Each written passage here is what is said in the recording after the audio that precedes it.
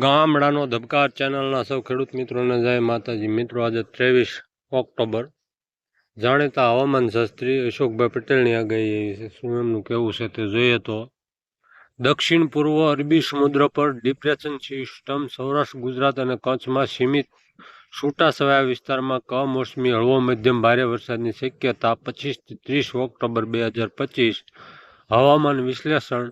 ભારતીય સમય મુજબ 8:30 કલાકે 23 ઓક્ટોબરે દક્ષિણ પૂર્વ અરબી સમુદ્ર પરનું ડિપ્રેશન છેલ્લા 6 કલાક દરમિયાન આશરે 5 કિલોમીટર કલાકની ઝડપે ધીમે ધીમે ઉત્તર દિશામાં ખસ્યું અને આજ રોજ 23 ઓક્ટોબર 2025ના રોજ સવારે 8:30 કલાકે તે જ વિસ્તાર પર કેન્દ્રિત હતું.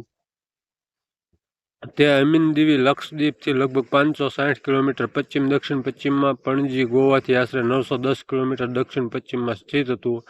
આ સિસ્ટમ આગામી 24 કલાક દરમિયાન દક્ષિણ પૂર્વ અરબી સમુદ્ર પરથી ઉત્તર પૂર્વ દિશામાં ખસી પૂર્વ મધ્ય અરબી સમુદ્ર તરફ આગળ વધવાની શક્યતા છે. દક્ષિણ આંતરિક કર્ણાટક પરનું લો પ્રેશર. ઉત્તર આંતરિક તમિલનાડુ અને લાગુ દક્ષિણ આંતરિક કર્ણાટક પર આવેલું લો પ્રેશર ક્ષેત્ર પશ્ચિમ ઉત્તર પશ્ચિમ દિશામાં ખસી દક્ષિણ આંતરિક કર્ણાટક અને આસપાસના વિસ્તારોમાં આજે સવારે 8:30 કલાકે 23 ઓક્ટોબર 2025ના રોજ સ્થિત હતું. તે સાથે જોડાયેલા ESCO 5.8 કિલોમીટર સુધી વિસ્તરેલા હતા. આ સિસ્ટમ આગામી 24 કલાક દરમિયાન પશ્ચિમ લાગુ ઉત્તર પશ્ચિમ દિશામાં ખસી દક્ષિણ કર્ણાટક પરથી પસાર થઈ પૂર્વ મધ્ય અને લાગુ દક્ષિણ પૂર્વ અરબી સમુદ્ર ઉપર પહોંચવાની શક્યતા છે. દક્ષિણ પૂર્વ બંગાળની ખાડી ઉપર ચક્રવાતી પરિભ્રમણ. દક્ષિણ અંદમાન સમુદ્ર અને આસપાસના વિસ્તારમાં આવેલું USE હવે દક્ષિણ પૂર્વ બંગાળની ખાડી અને લાગુ દક્ષિણ અંદમાન સમુદ્ર ઉપર છે, જે સરેરાશ સમુદ્ર સપાટીના સરેરાશ સ્તરથી આશરે 5.8 કિલોમીટર સુધી વિસ્તરેલું છે. તેના પ્રભાવ હેઠળ 24 ઓક્ટોબર 2025ના રોજ દક્ષિણ પૂર્વ અને લાગુ પૂર્વ મધ્ય બંગાળની ખાડી ઉપર એક નવું લો પ્રેશર ક્ષેત્ર રચાવાની શક્યતા છે. તે પશ્ચિમ ઉત્તર પશ્ચિમ દિશામાં આગળ ખસાઈ આગામી 24 કલાકમાં વધુ મજબૂત બનવાની શક્યતા છે. અન્ય હવામાન સિસ્ટમો. ઉત્તર પશ્ચિમ ઉત્તર પ્રદેશના હરિયાણા ઉપર લગભગ 3.1 કિલોમીટર ઊંચાઈએ USE યથાવત છે. મધ્ય અને ઉપર સૌબ મંડળમાં પશ્ચિમી પવનોમાં આવેલું વીડી 5.8 કિલોમીટરની ઊંચાઈએ એક ટ્રફ સ્વરૂપે ચાલે છે. 27 ઓક્ટોબરે એક નવી વીડી હિમાલયન પ્રદેશને અસર કરવાની શક્યતા છે. આગાહી. સૌરાષ્ટ્ર, કચ્છ અને ગુજરાત 25 થી 30 ઓક્ટોબર. હાલમાં અરબી સમુદ્ર પરનું ડિપ્રેશન સૌરાષ્ટ્ર અને ગુજરાતના કિનારાથી ઘણું દૂર સ્થિત છે.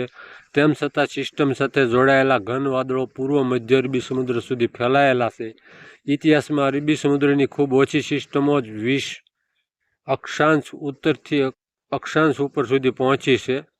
તેમ છતાં આ સિસ્ટમ અને તેના આનુષંગિક વાદળોના પ્રભાવ હેઠળ સૌરાષ્ટ્ર, ગુજરાત અને કચ્છના સીમિત થી છૂટાછવાયા વિસ્તારોમાં 25 થી 30 ઓક્ટોબર 2025 દરમિયાન બિનમોસમી હળવાથી મધ્યમ તથા કેટલાક સ્થળોએ ભારે વરસાદની શક્યતા છે.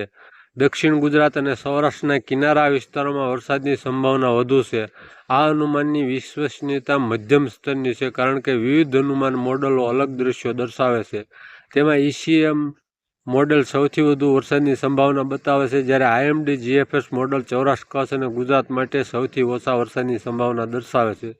સિસ્ટમનું નિરીક્ષણ ચાલુ રહેશે અને જરૂર જણાશે તો અપડેટ આપવામાં આવશે. એટલે મિત્રો, માત્રા અને વિસ્તારો બાબતે મોડેલોમાં હજી ઘણો ફરક છે. IMD અને યુરોપિયન મોડેલમાં અશોકભાઈનું એવું કહેવું છે કે જો એવું લાગશે વધારે અસર કરે કે બે મોડેલો એક થશે તો વધારે અપડેટ આપવામાં આવશે. ચેનલને સબસ્ક્રાઈબ કરજો, વિડીયોને લાઈક કરજો અને શેર કરજો. જય માતાજી.